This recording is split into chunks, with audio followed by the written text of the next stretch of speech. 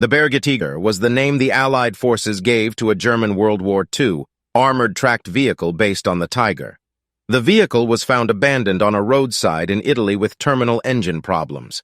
The main gun had been removed, and a boom and winch assembly had been fitted to the turret. No other Tiger tanks modified in this manner were ever recovered.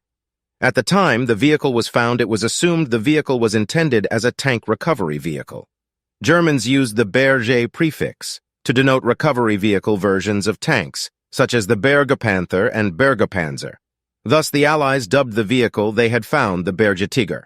No official German name for this vehicle has ever been located.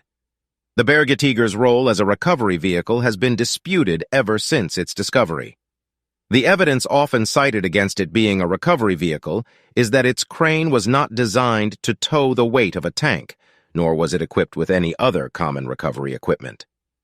A popular alternate theory is that the vehicle was field-modified, possibly after suffering damage to the main gun, as either a mine-clearing vehicle or to drop explosives to clear battlefield obstacles.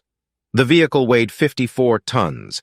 Its dimensions were 6 meters in length, 3.5 meters in width, and 3 meters in height. The tank was serviced by a crew of 5. Bergetiger protected armor from 25 to 120 mm thick and the MG-34 machine gun with 4,500 rounds of ammunition. It was powered by a Maybach HL 230 V12 engine with 690 horsepower. The tank could take 540 liters of gasoline with it and could travel from 110 to 195 kilometers, depending on the terrain. Bergetiger. It could accelerate to 45 kilometers per hour.